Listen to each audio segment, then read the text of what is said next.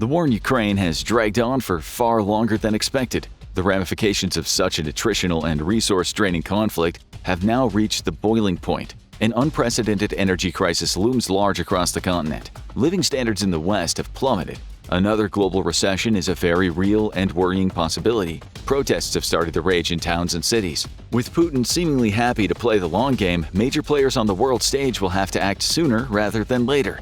But with the US and China unlikely to openly declare hostilities on Moscow, for very different reasons, any military intervention will have to be undertaken by other countries. One thing is certain though, Putin must be stopped at all costs. In a Radio Free Europe or RFE report from January 2024, Dutch Admiral Rob Bauer, the NATO Military Committee chief, is quoted as saying, "We have to realize it's not a given that we're at peace, and that's why we, NATO, are preparing for a conflict with Russia. But who is most likely to act first? Which countries have the most to lose? And who is now actively putting the building blocks into place for a war against Russia?" Principally, it looks as if once traditional foes, Germany, the UK, and France, could have their hands forced. Geopolitical circumstances have united the three countries under one common cause: to go to war with Russia. Why and how they'll go about it are the questions we'll attempt to answer in the video.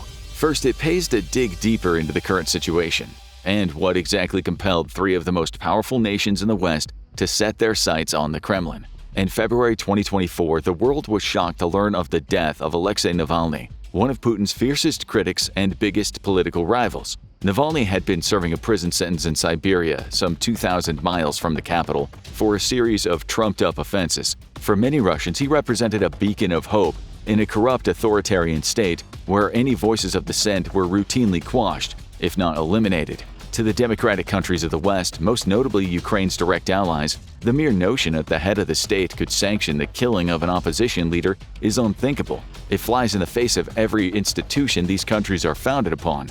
And it's not without precedent. We only need to think back to Alexander Litvinenko, Anna Politkovskaya, and Boris Nemtsov, all fierce critics of Putin, all killed in the most violent or suspicious of circumstances. In a BBC report, the British Foreign Secretary and former Prime Minister Lord Cameron was in a defiant mood. Those responsible for Navalny's brutal treatment should be under no illusion we will hold them accountable. In that same week as Navalny's killing, Russia made one of its biggest military breakthroughs of the conflict so far. Putin's troops triumphed in Avdiivka, a key strategic city in the Donetsk region, following some of the fiercest fighting of the entire conflict. To paint a better picture of what that means, the Indian Times quoted Seth G. Jones, a military analyst at Washington's Center for Strategic and International Studies, from a recent interview with the New York Times. The Russian tactics were a textbook punishment campaign designed to raise the societal costs of continued resistance and coerce the adversary and its population to give up. Make no mistake, Putin is turning the screws. At the time of the scripting of this video, Russia now occupies 20% of Ukrainian territory, and that is something that makes Ukraine's allies very nervous. Worse still, for Ukrainian leader Volodymyr Zelensky, his troops are running short of everything from basic ammunition to much-needed air satellite systems to tanks and any military hardware in between, all of which has prompted the West to act. After news of Navalny's death, the US was quick to impose 50 new sanctions against Russia. According to another BBC report, they included measures against Russia's main card payment system, financial and military institutions, companies involved in powering the war effort and developing the country's future energy production, and the officials involved in Navalny's imprisonment. But are the sanctions enough anymore? Shortly after Putin invaded Ukraine, Germany announced a series of its own economic sanctions against Russia. In a New York Times report from March 2022, German exports to Russia were said to have quickly plunged 62.3% from the previous month.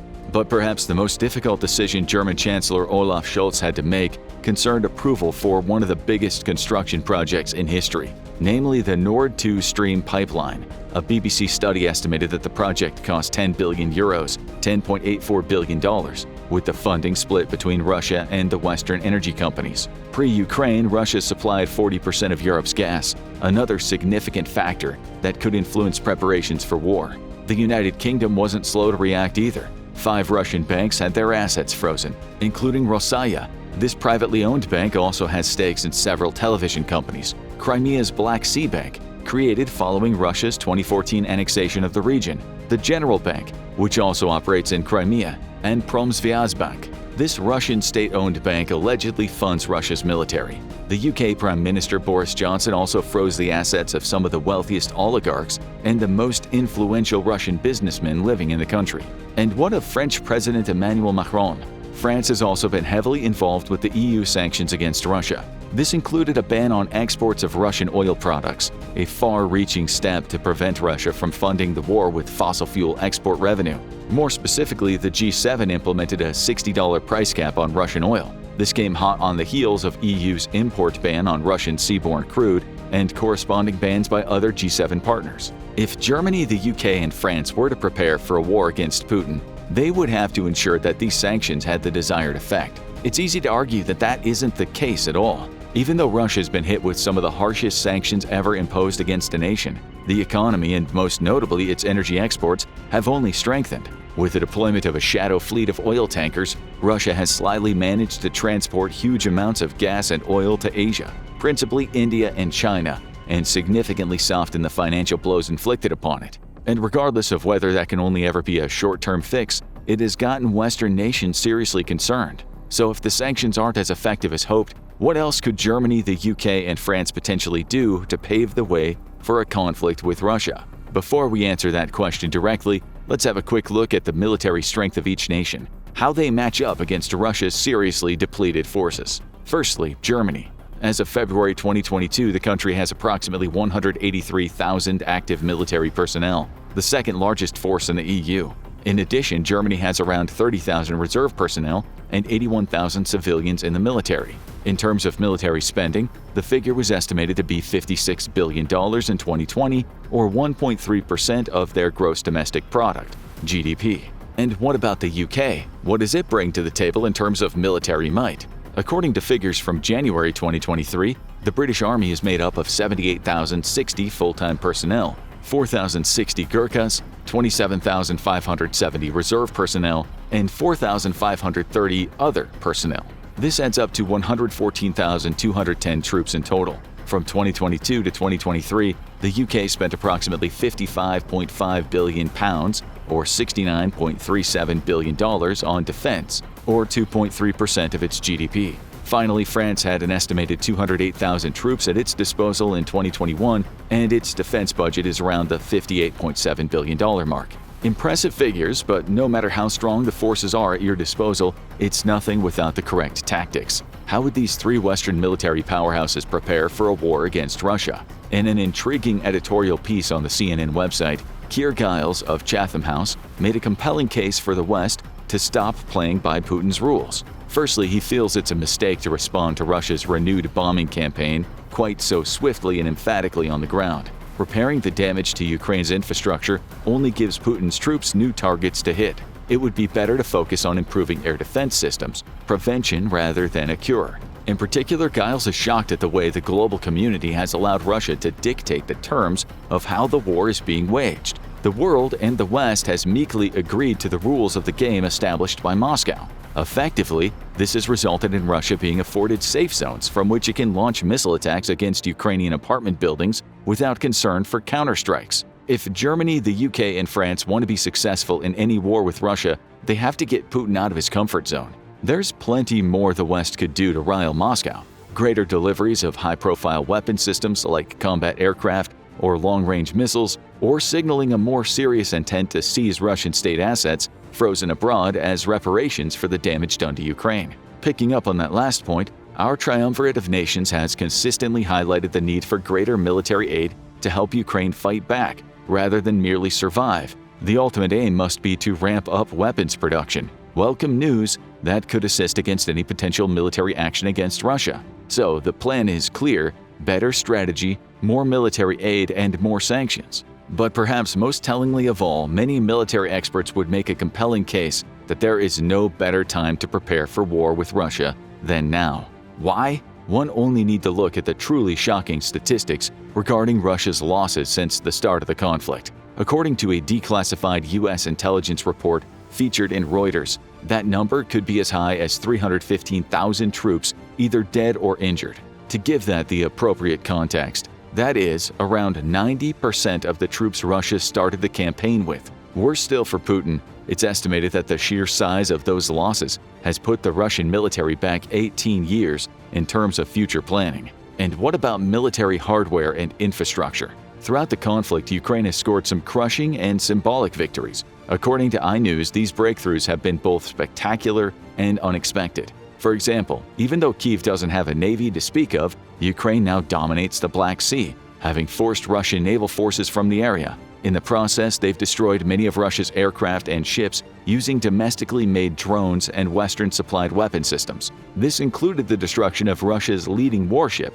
Caesar Kunikov, off the coast of Crimea on the 14th of February. Back in September last year, Kyiv struck the headquarters of Russia's Black Sea Fleet in Sevastopol with cruise missiles tellingly supplied by the UK and France. This was only made possible after Ukraine knocked out one of Russia's sophisticated S-400 air defense systems, which protected Moscow's forces in Crimea. That's perhaps the biggest success of 2023, said Simon Schlegel, a senior analyst for Ukraine at the International Crisis Group think tank, and it's ongoing.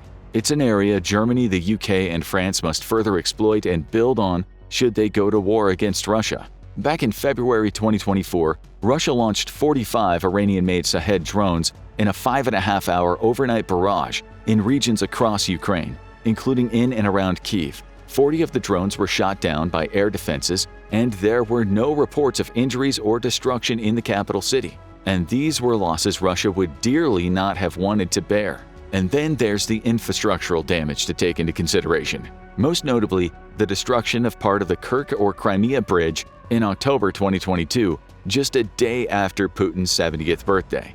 A UK Ministry of Defense representative was quoted as saying that the bridge was now almost certainly a significant security burden for Russia. If crucial parts of the transport network that links Russian-controlled regions to Ukraine have been damaged, it could only benefit Germany, the UK, and France. Then you have the operational side of the conflict. For many military experts, Russia's vastly superior air force should rightly have been able to gain control over the Ukrainian skies in a matter of days, if not hours. But that didn't happen. Why? During the early part of the special military operation, Moscow made many tactical, not to mention expensive mistakes, and is now reluctant to launch significant airstrikes for fear of suffering further losses. Not only is Russia's war machine old and outdated, but the commanders have proved to be inept on both the ground and the air. This is something else Scholz, Macron, and UK Prime Minister Rishi Sunak will have been monitoring with particular interest. However, it won't just be Russian deficiencies that the three nations will be looking to exploit. If Germany, the UK, and France launch a full-blown military offensive against Moscow, they might turn to an unlikely ally, Poland. Why? Because Poland has amassed one of the biggest, best-equipped armies, not just in Europe, but the entire world. According to a report from Euronews back in September of 2023, that is no empty boast. In fact, if projected spending is accurate, Poland may have the continent's strongest military force in the next decade. The country is committed to a major purchase of modern equipment and a massive recruitment operation that will likely take place in the coming years. But how massive is it? Put 150,000 troops into the mix in the next decade, which will bring its army from the current 128,000 active personnel and 36,000 territorial defense troops to 300,000 soldiers by 2035. As a result, Poland will be able to rely on 6 armored divisions. And if we stack those figures up against our triumvirate, France and Germany only have 2 and the UK just 1, you can see why Poland would be such a useful ally to have on your side. Not to mention the country's geographical significance. Its eastern border has been used as a corridor to transport military aid into Ukraine, and while there has been recent tension between the Polish government and Zelensky, the nations are united by common interests. Poland and Ukraine suffered so greatly because of the same geographical significance we mentioned a moment ago. Warsaw is scared by its recent traumatic history. Firstly, it was the battleground for the Second World War, and then it was a communist state ruled by the former Soviet Union. Furthermore, Poland already has close ties with NATO. If you were to look back over a timeline of events that culminated in Russia's invasion of Ukraine, NATO expansion into Central and Eastern Europe, namely on Polish soil, would be one of the significant factors. If, and this is conjecture at the current time, Poland was made aware of a massive planned offensive from nations like Germany, the UK, and France, it may well see it as an opportunity too big to be ignored. For far too long, the shadow cast by first the Soviets and now Putin and his cronies has been far too dark and ominous. With future prosperity in mind, Poland would jump at the chance to go to war in the short term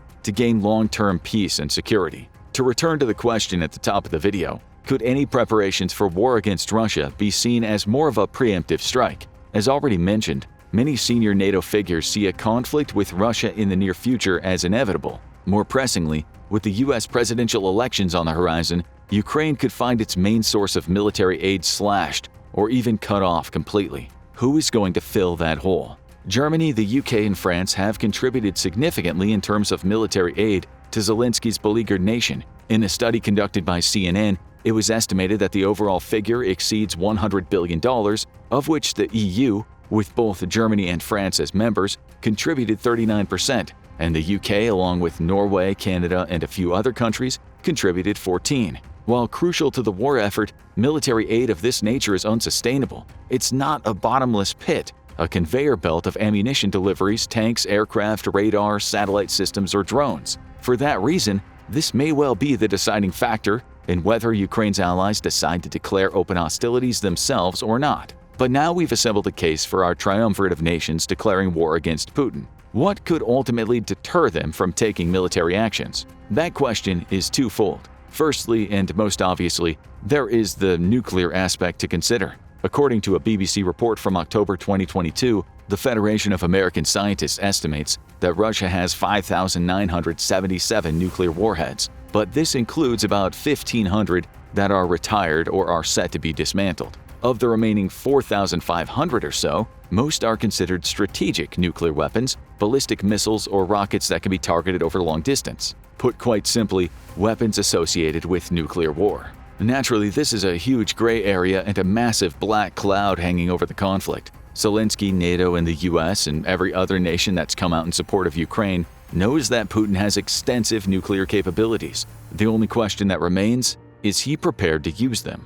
This neatly segues into the second factor for consideration: China. Like Germany, the UK, and France, Beijing may be watching the Ukraine situation with bated breath. It's no secret that Xi Jinping has eyes on vast natural resources in Russia's Far East. Weakened by the prolonged conflict in Ukraine, it could be the best time to stake a claim to riches essential to fuel the Chinese economy. The last thing China would want is Western intervention.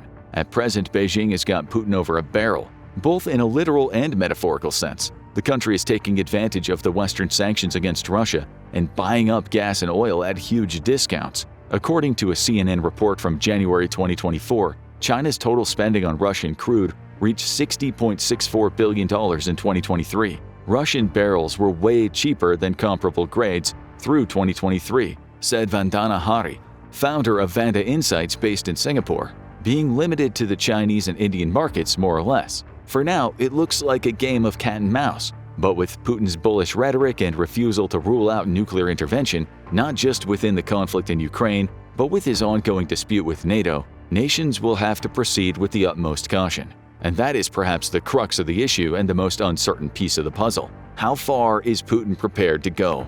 The war has reached a stage where victory is the only acceptable outcome for the Kremlin, which may arguably have been the case as soon as Russia invaded Ukraine.